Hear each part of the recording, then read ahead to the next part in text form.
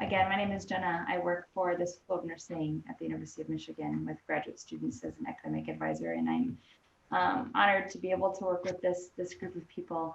We're fortunate to have them not only as part of our University of Michigan alumni base, but also people who span so much experience and wealth of knowledge. It's been a true honor for me to get to know each individual. And so this evening, each person will take a few minutes to share a story or share some of their experiences. We'll leave a little bit of time at the conclusion of each person prior to moving to the next one.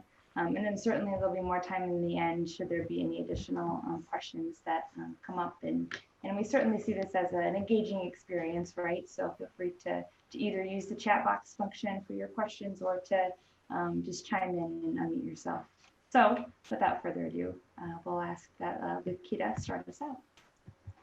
All right. Good evening, everyone. Thank you guys for attending and watching. So my name is Lakita Carr. I graduated from the School of Nursing in 1998, and I'm currently a captain in the United States Public Health Service. And I'll give you guys a little bit of information about what the United States Public Health Service is a little later in the presentation. On the next slide, we'll go over my history as a officer in the uniformed services.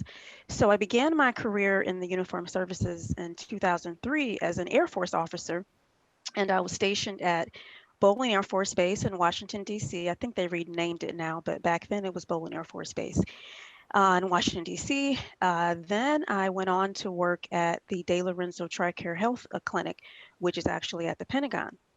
And actually, while working in the Pentagon and at Bolling, I ran into a couple of PHS nurses and learned a little bit about that.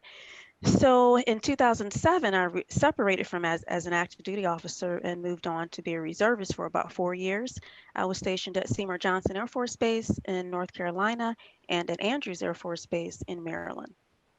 So in 2011 is when I made the official transfer over to the United States Public Health Service.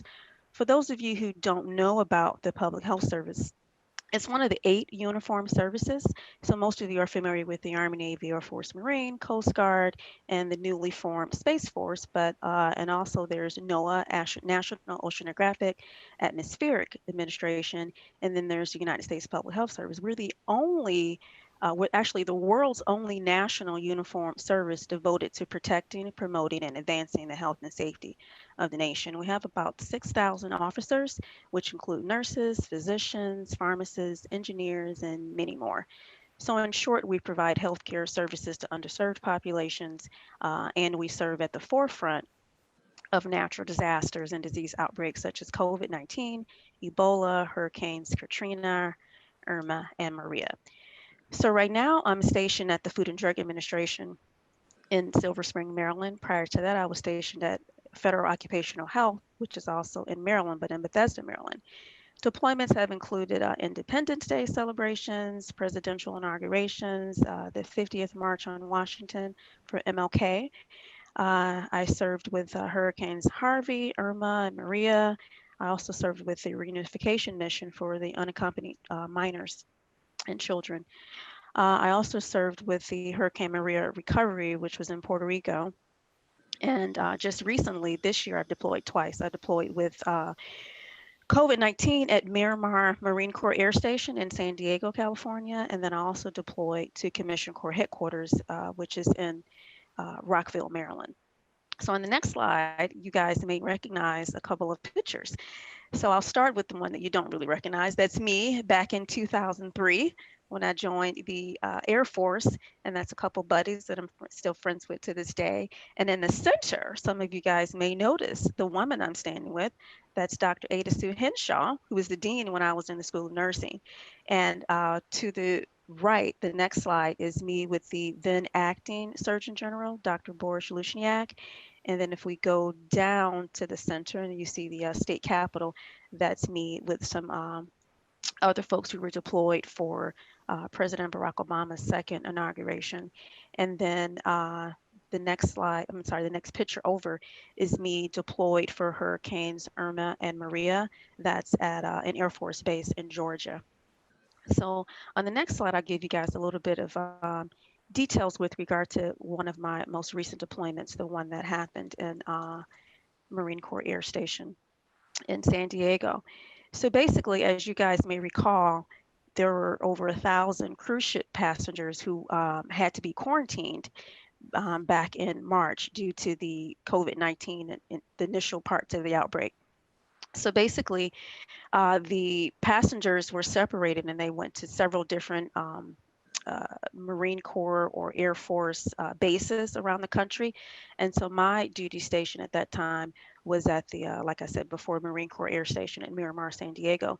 So our job was to provide case management services for about 490 cruise ship passengers, and we worked with the United States Marine Corps because it was their base. They basically were housed in two hotels on the Marine Corps base. We worked with the California Department of Health, the CDC quarantine officer. One of the most interesting parts of this was the first time that we actually quarantined this many folks. Um, I think the last quarantine was maybe 100 years ago, and there weren't that many people. But in this case, there were 1,000 people who needed to be quarantined. So we had to issue quarantine orders, isolation orders. We had to work with the different hospitals in the area because some of the patients, as they left the Marine Corps base, if they were COVID positive and they were symptomatic, then they went on to hospital. So we had to work with them and kind of explain who we were, what our jobs were. And we also worked with the U.S. Marshals because since those patients were under federal quarantine, they had to be watched by U.S. Marshals at all times. So in the event they went to the hospital, to the emergency room, to wherever they went, if they left the base, they had to have an officer with them. So that was pretty interesting, especially if you had one go AMA. That was really interesting. Let's see. We also worked with the California Governor's Office for emergency services, and of course, we worked with Princess Cruise Lines. They were very intricate in the process of making sure we took care of these folks because, as we all know, they were going on a cruise to Hawaii, so they really didn't plan on being in a quarantine status. So they ran out of medications. We had to get them food. Some of them had special diets. In general, they were elderly, so they may have needed soft diets. They may have needed diabetic preparations. They may low salt, low sugar. They were ordering packages from Amazon or whatever because they needed extra clothing, and it was really interesting. And we also had to one of the most important aspects of what we did was because they weren't planning on being there for so long, many of them ran out of medication. So we actually processed about 1,700 prescriptions for some of the passengers who needed help. So basically, this kind of ties into what the purpose of this presentation is for, because it really took all of us and more entities than what I told you to really make sure that we work together to take care of the population that we're experiencing this quarantine. So on the final slide, I would be remiss if I didn't talk about COVID-19 and the three W's that you all can do and continue to spread the word to encourage people to wear a mask, wash their hands, and then watch their distance. And that concludes my presentation. Thank you guys for listening.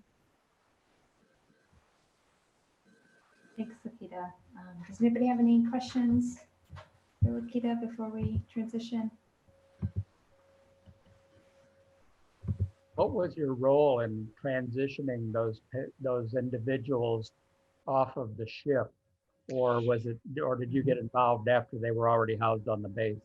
Correct. I got involved once they were actually housed on the base. So once they were housed on the base, we had to interview all of them and make sure that we had their contact information, and we also had to coordinate to get them traveled back home. Many of them traveled on private air because since they were in quarantine status, they couldn't travel via commercial, so they couldn't travel via bus, regular airline, or train. They really had to either go by POV, private vehicle, or they had to go via chartered airlines. So it was very interesting. So most of it was after they got off the ship and then to get them back onto airplanes or however they got home.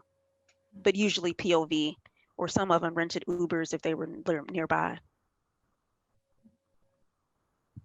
I had just a question and more of a comment is Okay. that I always found it hard. I didn't know to salute or not to salute, you know, with the public health service officers, you know, when they were Yes, on the army. yes, it's salute. Yeah, we are one of the 8 uniformed services. So No, yes. but what just with the Uh-huh. rank on the army base. Oh, You know? yeah. Oh yeah, no, we always saluted, but you know, we always like, Yeah. what? Yeah. You know, we weren't quite sure. But I just wanted to thank you because I think the public health service, like your transition from like active duty and then into the reserves and to the public service is just a great story about service. And I think the public health service doesn't always get a lot of like attention, more like the military Correct. services. And it's so important. And I've had the pleasure of working with many public health service officers when I was in the military. So yeah, really good story. I enjoyed it. Thanks. Oh, great to hear. Thank you.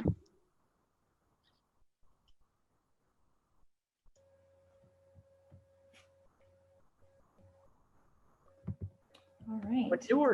When you were down in support of the hurricane relief, was Mhm. that mostly emergency response, the kind of things, sick call, first aid, what kind of things did you do? No, actually, that was so just to recap for some who may not know.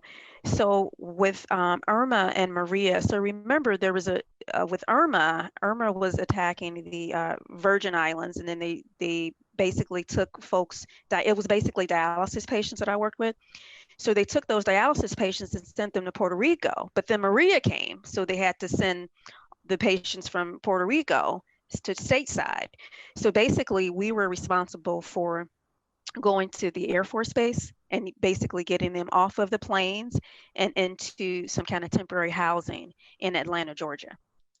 So that was interesting because we actually had to work with the American Red Cross, with FEMA, with all sorts of entities. And I forgot to add before, the Veterans Administration is always at any of these disasters because they're looking to help active duty or former active duty officers, or i.e. veterans. Did that answer your question?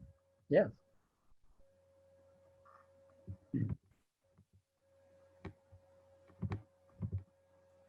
All right.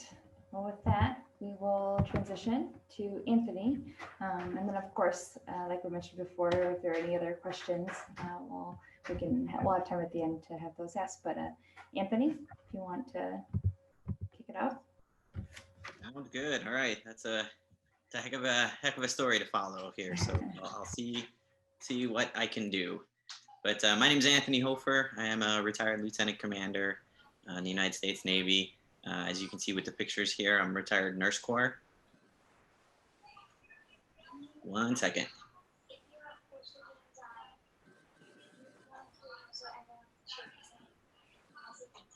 Okay. Sorry, my daughter was interrupting me there and asking me a question, so apologies for that. But had to see what she needed. But okay, so nurse corps, did 26 years in the Navy. I actually started out on ships as a weapons technician, otherwise known as a fire controlman, before switching over to nurse corps. And one of my deployments is actually with this picture that you see here, where I was stationed in Kandahar during 2012, 2013 timeframe. Where we were working with NATO coalition forces here. And so I'm kind of hiding in this picture. You can see my head popping out a little bit there, but where we're stationed right here is near what we refer to as one of the receiving bays. And so this is the group photo that I'm with. During my time frame, I have a total of 6 deployments. 5 of my deployments are actually sea-based deployments, either with wartime style operations or preparing for shipboard combat drills, working with Marines. Was a part of an amphibious fleet group. And so that was some fun.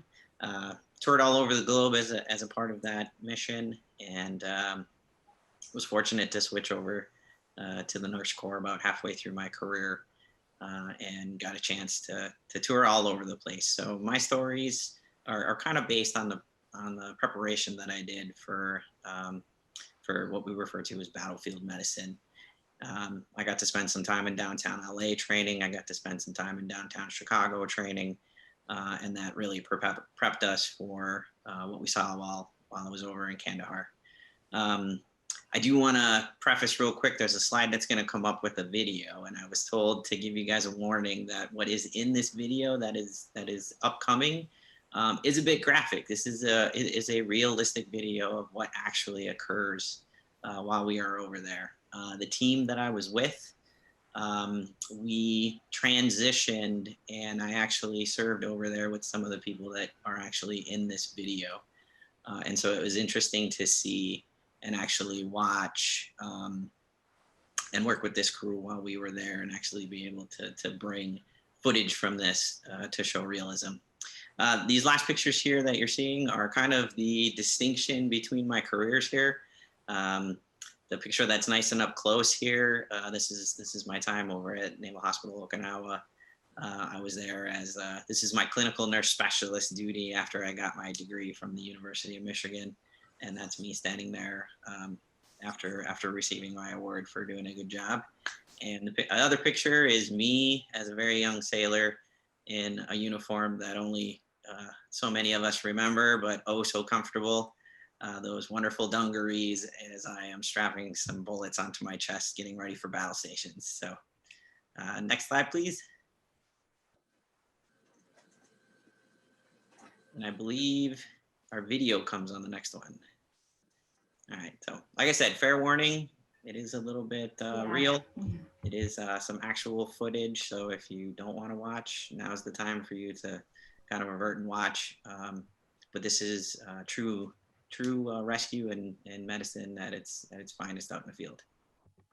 Like I was saying, that brings some serious realism to what we're talking about, and it is a little bit difficult and challenging to watch, but that is a pretty realistic representation of what we refer to as, you know, military battlefield medicine, and how that might shape our perspective as to what we're doing. There's about 10 people in that video that I worked with and actually served with while we were over there, providing care and you know, saving as many lives as possible. One of the things I will say to those of us who are watching, some of you might be wondering, well, how did we do, and what was the results, and you know, what types of things did we see, and things of that nature. What I will say is that a lot of the things that we learned in trauma and battlefield medicine over the past few conflicts has risen our success rate as far as if they came in with a pulse, they left with a pulse significantly over the years.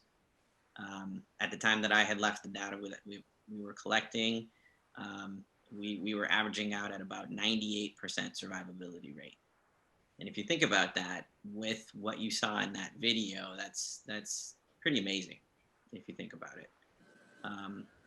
And it was interesting to me to see that a lot of the things we were doing as far as how the body is able to survive with trauma and with those types of injuries, and be able to actually come out with the types of injuries they were occurring is pretty amazing. And one of the big things we found is, you know, early tourniquets and what we refer to as keeping blood in the tank is a key factor in survivability. And that's what we strove to do. In the video, one of the things that occurred and is kind of instrumental in there is that we had horses, otherwise known as PJs. And what the PJs did is they would actually go out and get the patient, bring that patient to us where we had higher capabilities to do things. And the NATO Roll 3, where I was at, what we would do is we would stabilize as best as possible and prepare them and package them up so that we could put them in what's referred to as a CCAT. A CCAT is a critical care air transport, and that CCAT would then take those coalition forces, whether Army, Navy, Air Force, etc., and bring them to the next level of care. And eventually, the plan was that they would make it back stateside.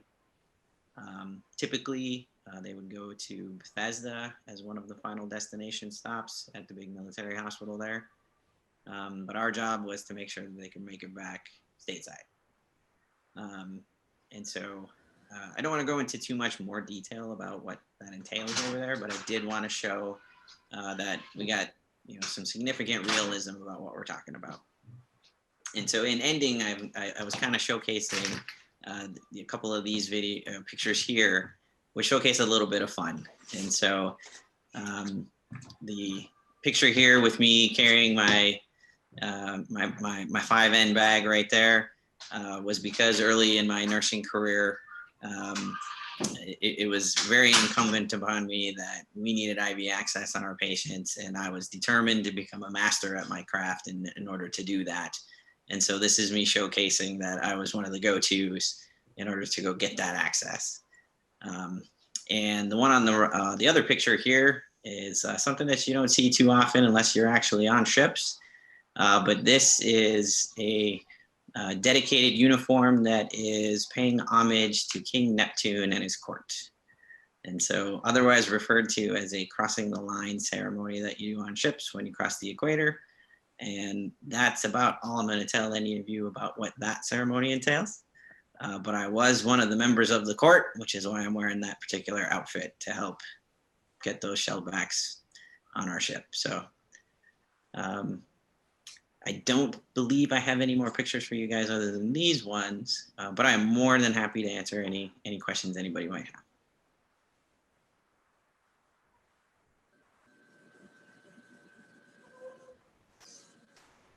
Anthony, were you in ROTC when you were at Michigan?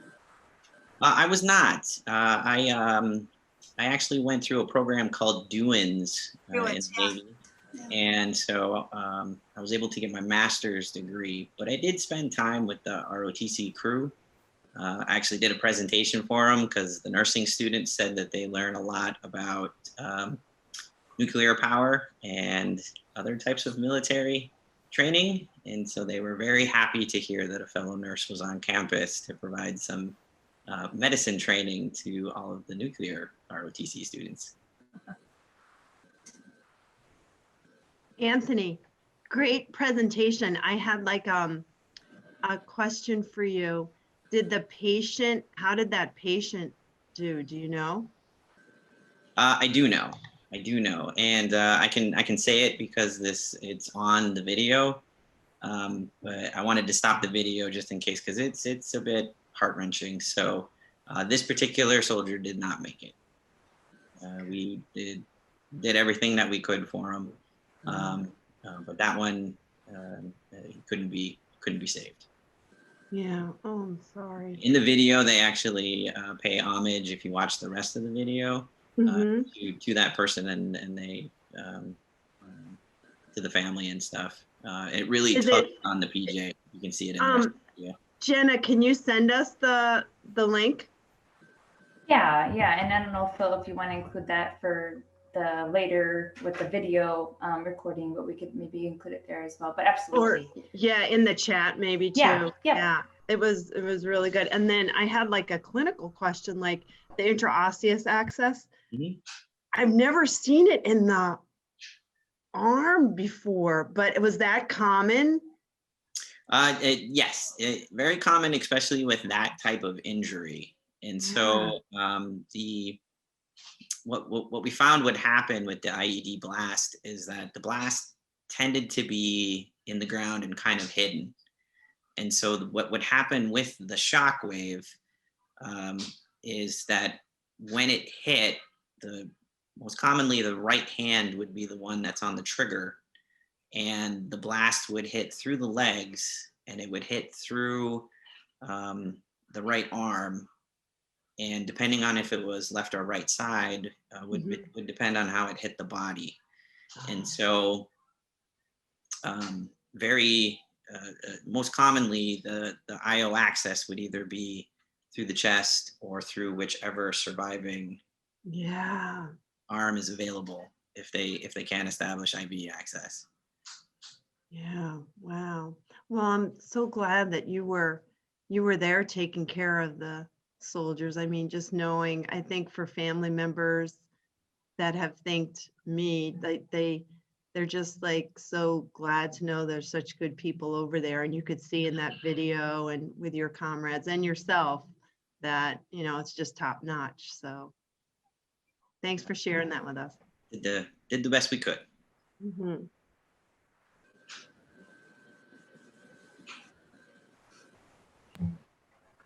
All right. Next up, we'll transition to Brian Moore. Well, hi, everybody. I'm retired Air Force Nurse Corps Colonel Brian Moore, MSN class of 79. I was in the first graduating class of the community health nursing program at Michigan. I started my career as a Navy hospital corpsman.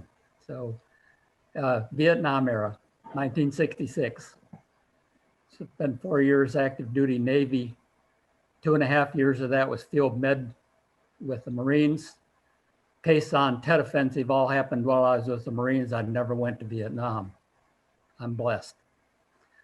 Well, I got out of the Navy just prior to putting on first class E6 and decided to go to school. Use my GI Bill. The short version is I became a registered nurse, graduating from Bowling Green State University in 1975. Then worked in home care and public health for a couple of years. And that's how I ended up then in community health nursing at the University of Michigan. And while I was at the University of Michigan, after I graduated from nursing school, I'd been in the Navy Reserve for a couple of years. I asked for a commission, long story, transferred to the Air National Guard as a tech sergeant, applied for a commission, was commissioned in July of 76. While I was there and while I was working in Toledo in home care, I went back. That's when I was at the University of Michigan. I was working as the assistant director of nursing for the Monroe County Health Department in the 1980s, and decided I needed to get a new job. And I included going on active duty in the Air Force at that time. I was 38 years old.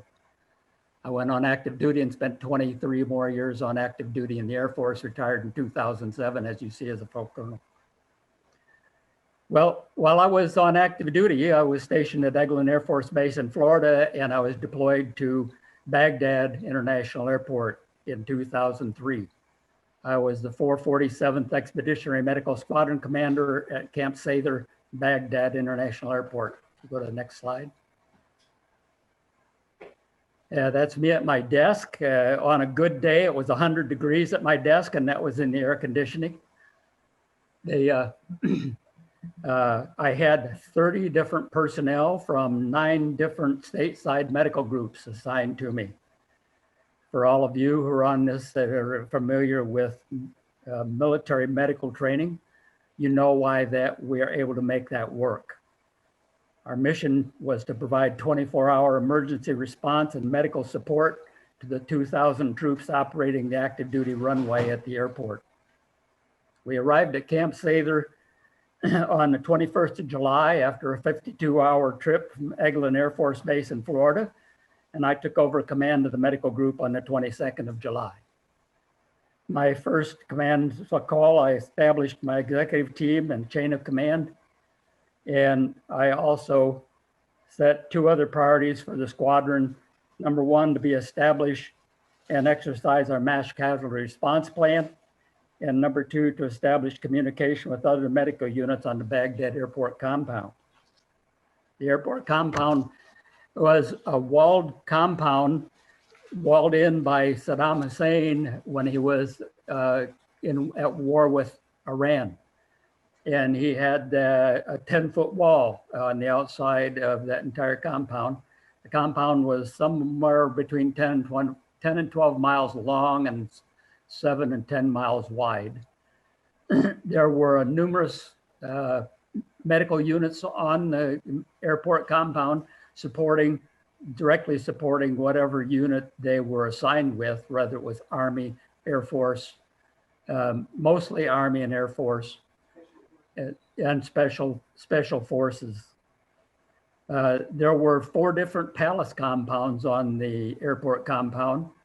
One in the southwest corner of the airport was on a hill that Saddam had constructed and put his palace on top of it. And at the foot of that was if you remember anything about the evacuation during 2002, when we went into Iraq, there was a zoo that his son, Zude and Guzay, had at the bottom of that particular compound. And when we got there, of course, all those animals had been evacuated. But that was where the special ops guys hung out. And I sent my flight surgeon, one of my flight surgeons, around to meet and make liaison with all of the groups on the airport. And one of the groups, of course, that he met with was the special ops guys.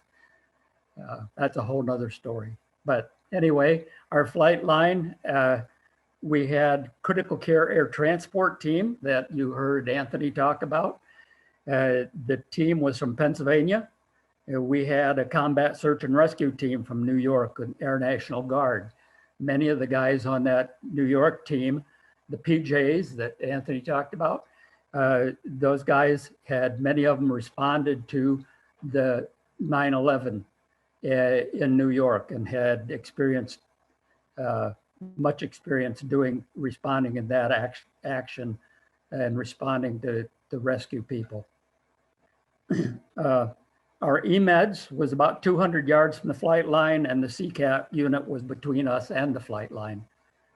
Yeah, we functioned in another way as part of that CCAT was because the CCAT was a collection team to provide and stabilize and ready for transport anybody that was wounded out of the area of operation onto Landstuhl, Germany via C-17, usually C-17 air transport. And so sometimes what would happen, I'll tell you a little bit here in a minute about my capability, but we would sometimes, the more critical patients, we would stage them in our facility until the plane arrived. We exercised our mass casualty plan on the 9th of August, and things that help establish this plan, as I noted, were standardized Air Force-wide training and a system that all individuals exercise regularly wherever they were stationed, and also our pre-deployment training. And Anthony mentioned a little bit about that too. My team, as I said, was made up of 30 different personnel. The big guy that you see there, Andre the Giant, he is actually a dentist. And so we had one dental chair with our unit. We had 4 intensive care trauma beds and 1 OR bed room. I had 1 vascular surgeon, 1 general surgeon, 1 orthopedic surgeon, 1 nurse anesthetist, 1 OR nurse, and 1 OR tech, a respiratory therapy tech, an X-ray tech, amongst other ancillary personnel, and a few absolutely stellar ICU prepared nurses and a variety of technicians. As a result of the preparation, we were able to respond successfully to a number of enemy actions. We ended up total with 29 injured, treating 29 injured soldiers from 9 different enemy actions. And everyone that hit our door alive left the country alive. Anthony, you're right. We do fantastic work in the field, even to get them to our facility. As a result of that preparation, we were able to successfully respond to management of 6 casualties from the bombing of the UN building in downtown Baghdad that occurred on August 19th. Because of the communication we had established, we had direct communication with the combat search and rescue guys, and also had contact with some of the Army Air and Medevac unit that was on the airport compound. And because of that, that's why we were able to respond and take 6 of those patients. We got the most critical patient. I'll tell you about that in a moment. But those patients that were brought to us because of that communication that we had established and what we were capable of. As I said, we had 1 OR bed, 1 OR suite, and 4 critical care beds. And so when these things went down, we would get contact from the Army or from the combat search and rescue guys, and we would tell them what to bring us. And we'd bring us 1 immediate, 3, delayed, whatever in category, but we usually only took 1 immediate. Sometimes we ended up with 2. My surgical team did astounding work. So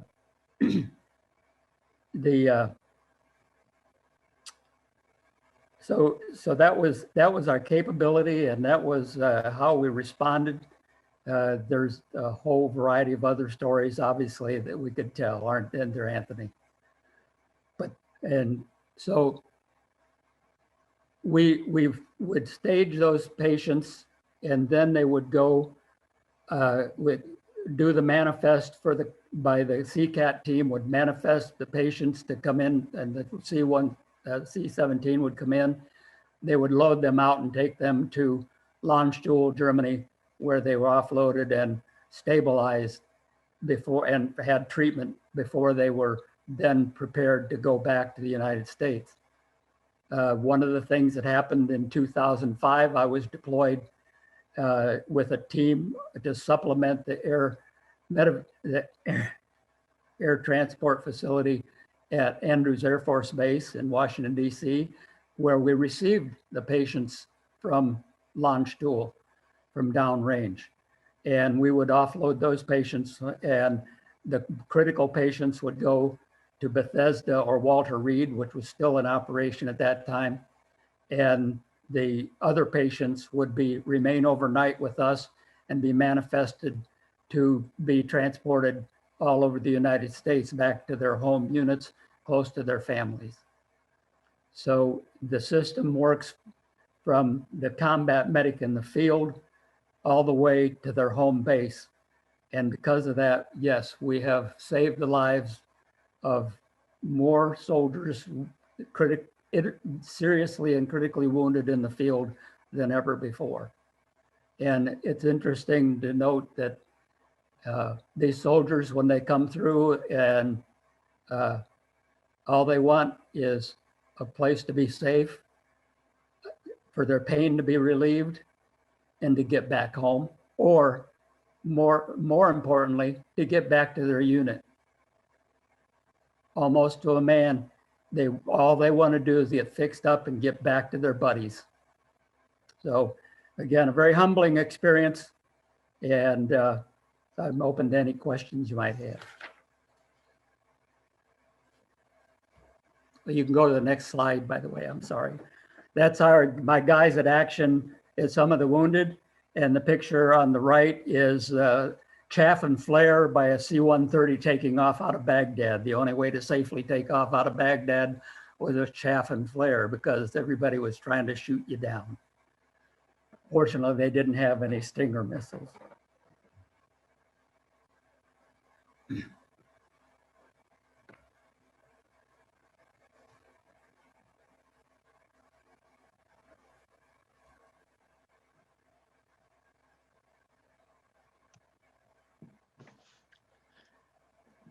I'm so impressed with everyone's experiences, and all of you have taken like a non-traditional route to get where you were on the front lines. It's really amazing. I think great stories.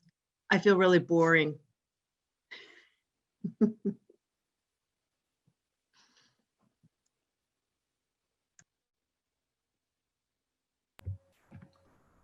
One of the things that happened to our liaison, I was sitting at my desk one day and the young Army whisk field medic came in and wanted to chat with me about some support because he was with the special ops unit that was down on the corner that I told you about on the corner of the compound. He had two physicians that he supported, and they supported all the night ops and stuff for the special operators that were going out into dangerous territory every night. And he just wasn't getting the support he needed from the Army. And he asked me what I could do for him. And so we created a liaison with those two physicians down there. And I sent my physicians down to do crosstalk and training with them, as we did with the combat search and rescue PJs. And through those operations, they made support and contact again, and got a lot of appreciation from the commander of the special ops guys there. He had me down and met me and invited me to bring some of my people down. Every Sunday he had a barbecue cookout for all of his troops. He made them dress down into athletic gear and stuff out of their uniforms and their operator uniforms. And they had a swimming pool on that compound, and he provided pool time and barbecue and fed them. And so he invited me to have my troops, a few of them every weekend, come down and share that opportunity. And so it really is a team effort to make these things happen. Sometimes you have to work around the barriers that are set up through stovepipes. So.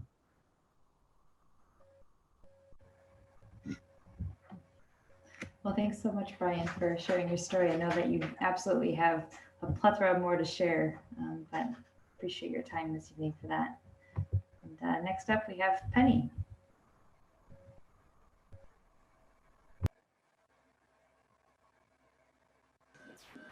I'm surprised to see the picture actually, but that's nice, Jenna. You were very speedy there. I agree with Greta that everyone's story is so compelling, and it's so important that we tell these stories, even though some young people may sit back and say, oh, there he or she goes again with their war stories. But these are human stories about connections with people, about being in the right place at the right time, and the humanity of people in wartime, especially in disasters for public health. You see that it either brings out the best or the worst in people. In my experience, I saw the best in people, and those people will never be forgotten. Very briefly, I just want to say that we're all not just one thing either. I was in the Air Force Reserve for 34 years, on flight status for 30 years. I was an air evacuation nurse for 30 years, 5,000 flying hours on everything that had an engine and wings. But I was also an educator and a scientist and a nurse. And there were times that the opportunities came forward where one or all of those attributes, I guess, were important.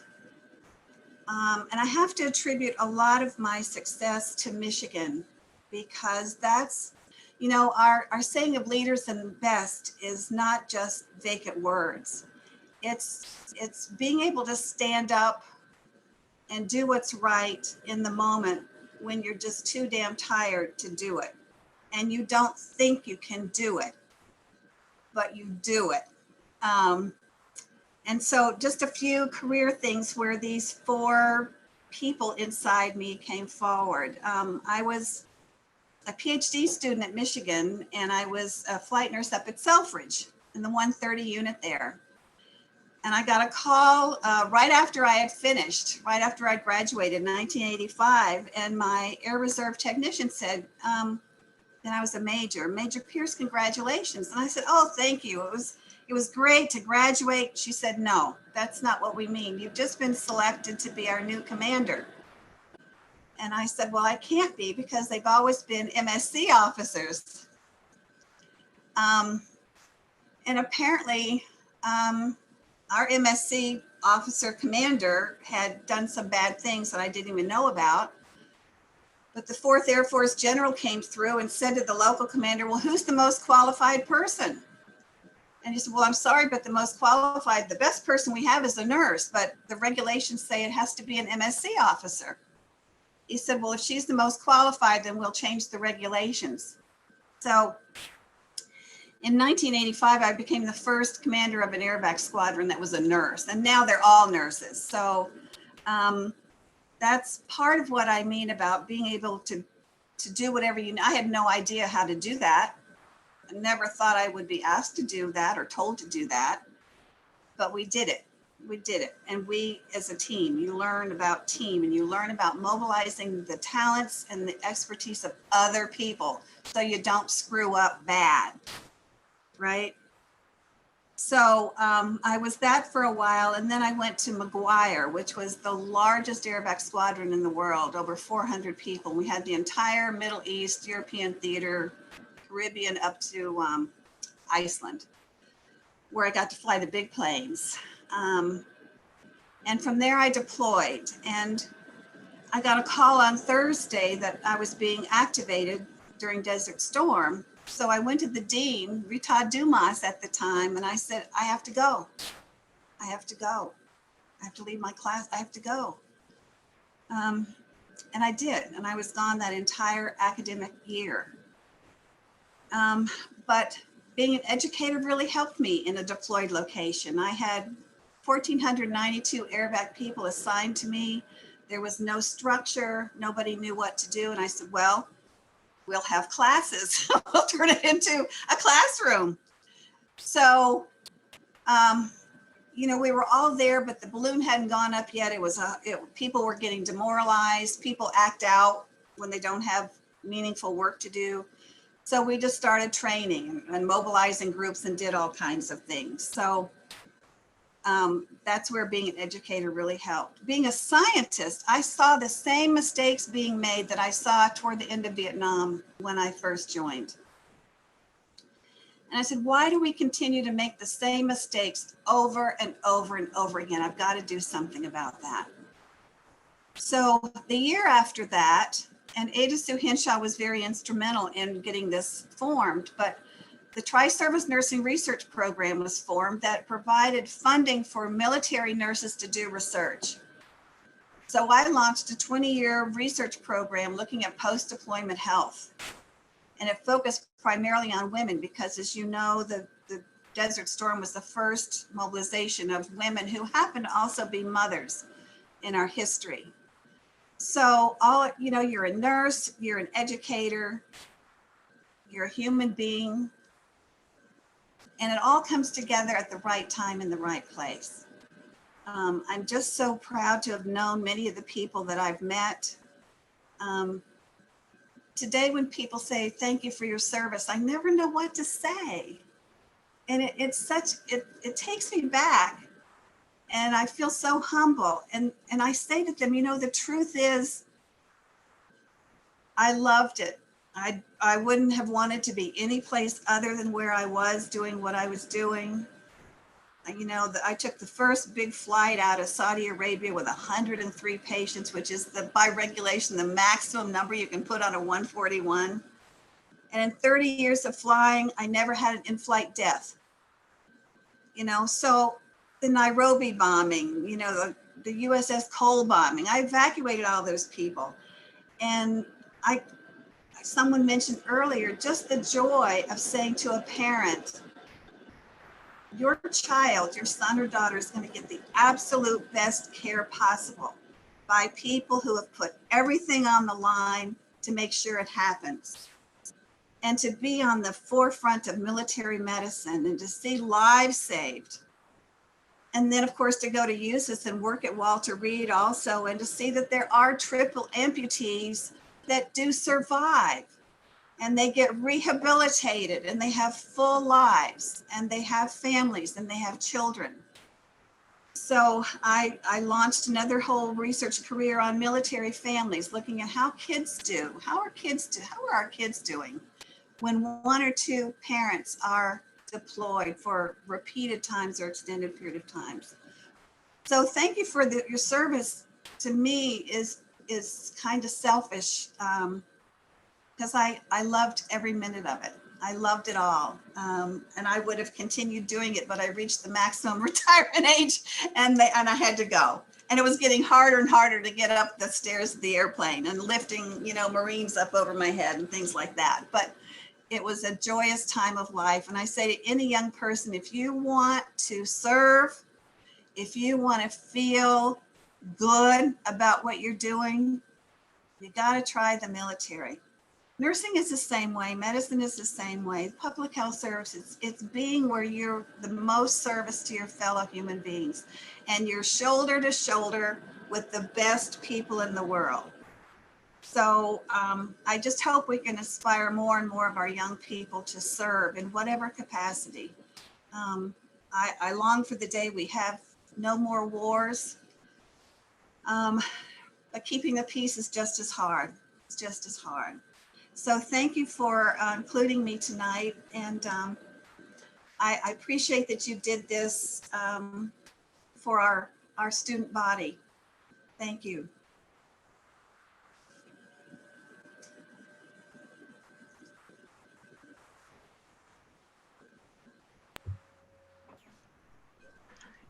Penny, one thing I wanted to say, congratulations on your retirement.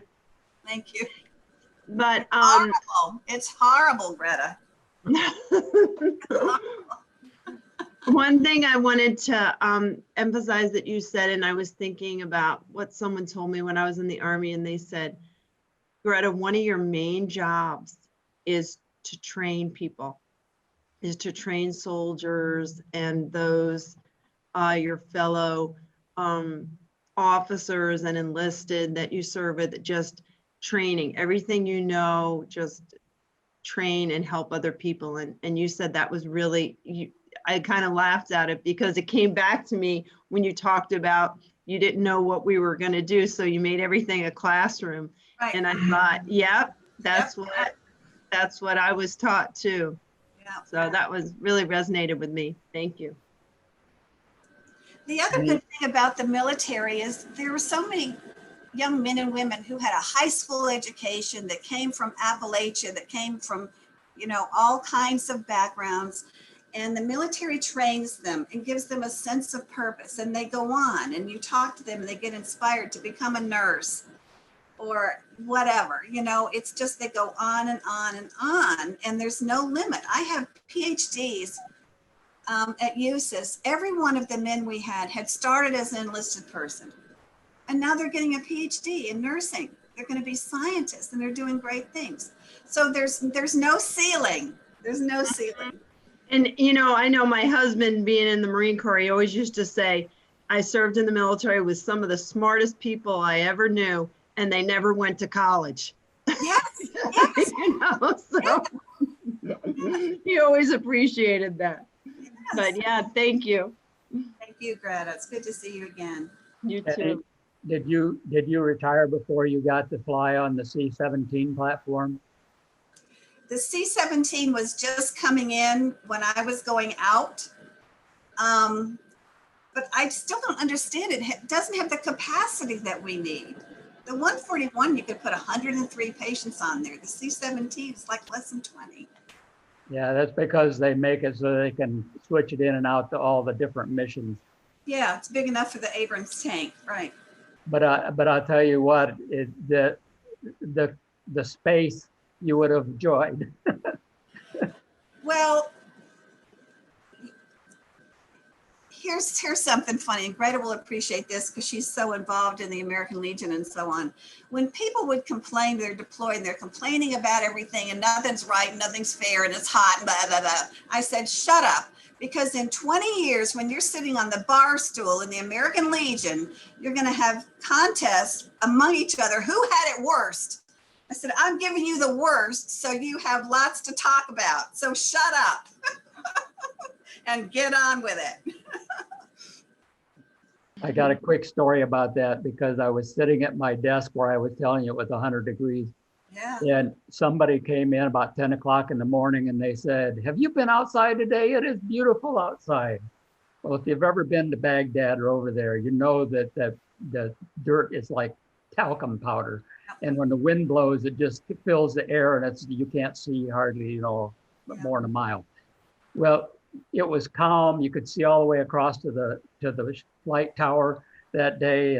And I went out and everybody's going, it is beautiful out here. And I asked my environmental guy, I said, what's the temperature anyway? He said, well, it's time to take another one. We'll find out.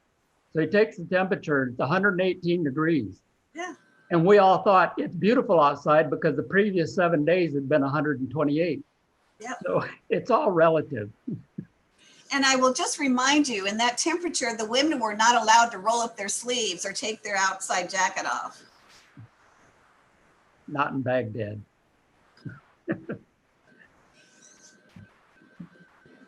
Philip, are we talking too much now? No. I was gonna from the enlisted side point of view side of things, I think it's an enlisted right to complain. I mean, we have no choice in the doing part of it, but it's at least cathartic to say, this sucks, but all right, here's my bag. I'll trudge up to the airplane, get on board, ship me wherever you want to go. Well, I was always surprised after a tough mission. People would complain. We were 15 hours, we broke, and we had this on the ground. They'd go in and put their stuff down and go back to the orderly room and sign up for another mission. Yep. It just helps. It helps to just get it out. It stinks. It actually helps our student veterans out. So we have, when we talk with vets coming in, that's one of the things we talk about. Resilience is one of the things that we look for in a Michigan student, and veterans have it in spades. I mean, they're not going to fold when they get their first C, and they will get a C somewhere along the line, right? So when they get their first C on a test or below, they don't quit. They're like, well, this stinks. Or if they have to study all night, they just do it. And so it really does prepare you for, like, with COVID. We've talked with students, and none of our students like this. None of our students like being in quarantine. But some of them have compared it to an exercise of like, well, it's like being on an exercise. I'm stuck in my room. It's just boom. And, I get called up, or we've all been in a place where we just don't want to be, that we have to just, suck it up, buttercup, and deal with it. And they're kind of at that space where it stinks, but they're trudging along. They've been at battle stations on the Navy ship, haven't they, Anthony? I have a question for the panelists. I know we're running out of time a little bit, but I was wondering if you could bring any advice to this, resurgence that we're going into with COVID and capabilities. I know earlier, Jenna, Pat Ahern Pat and I served in the Army together. But do you have any, I don't know, is it advice or pearls of wisdom for going into this COVID resurgence, which I think is at our heels? Thanks in advance.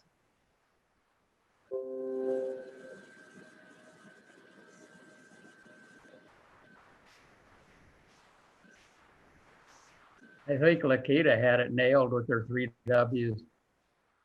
It isn't difficult. We just have to follow the rules. Yeah, I was going to say that, and to just encourage one another that we're in this together, and we have to just buckle down and wear our masks and wash our hands and encourage our friends who may not believe that this is real to do the same. Mm-hmm.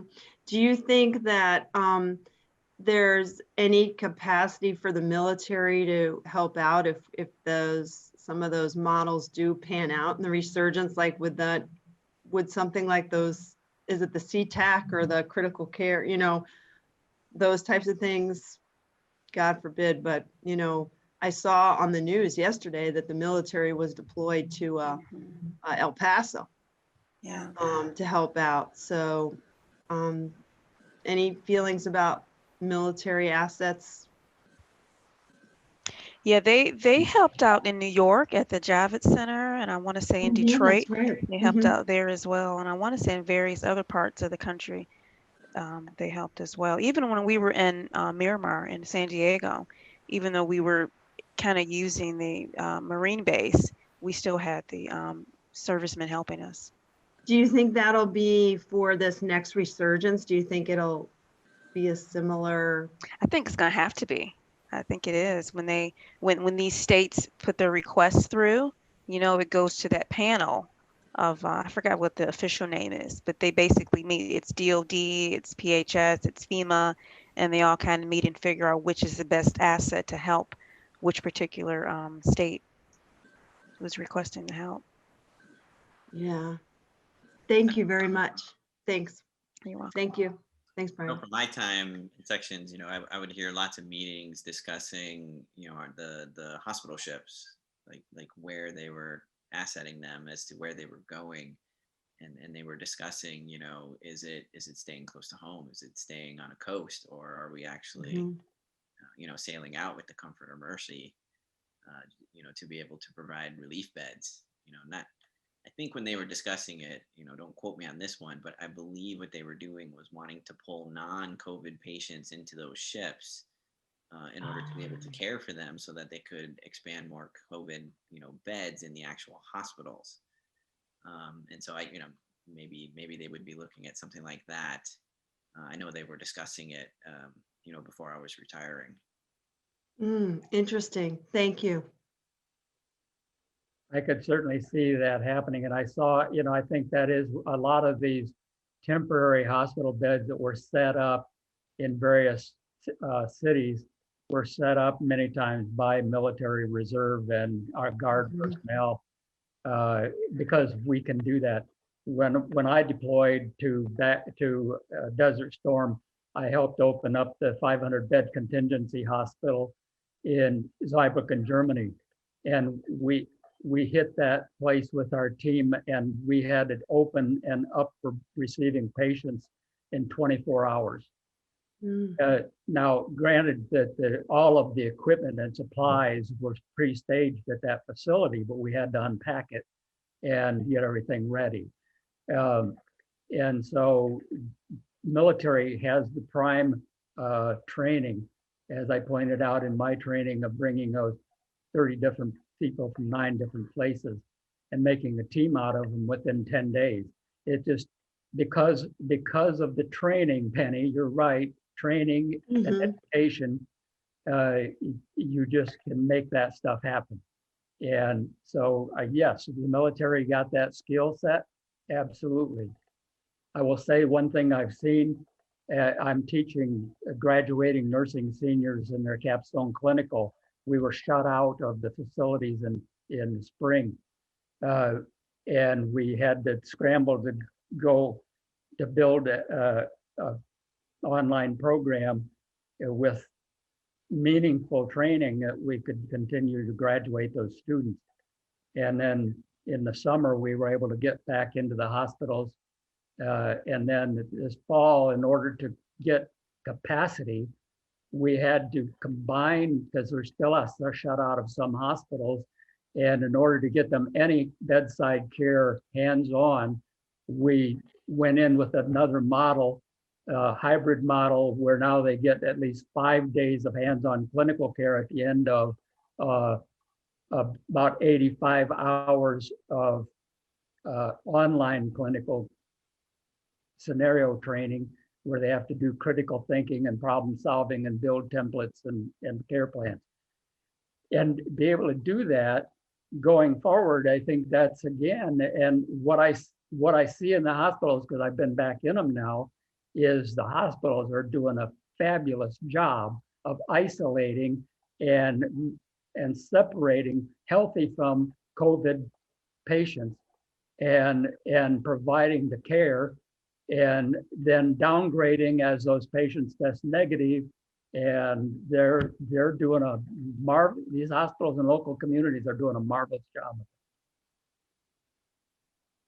Thank you. Mostly by nurses. That's right. All right. Well, thank you so much to Anthony, Brian, Lakita, and Penny. This was a really phenomenal evening. I really appreciate all of your experiences and your time, absolutely. And I know that I certainly thank you for your service. I know, Penny, you mentioned that you were grateful to do it and glad to do it. And I'll continue to say thank you and let it be a reminder of your good experience, I guess, right? Thank you, Jenna. Yeah. Thank you. I know that Phil mentioned Great this will serving be- with all of you. Yeah, good night, everybody. Definitely. Stay safe. Wear a mask, wash your hands. And all the W's. 6 feet is a fathom, by the way. Navy people didn't tell you that. We tell our Navy people keep a fathom apart. Ah. All right. I want everybody Bye-bye. to know that we still have a week of stuff to do. So we have stuff continuing tomorrow through Friday. So our panelists and anybody left still, please join us for any or all of the stuff that we have left. But thank you, Yes. Jenna. Thank you especially for doing this and putting this on. And hopefully we can do this again next year. And everybody that's on the panel, please save your calendars for 2021, and maybe we'll have you back here talking about some more of your experiences. It's been delightful. Thanks, Philip. Good seeing My you again. pleasure. Very glad you guys invited me. Thank you very much. Yeah.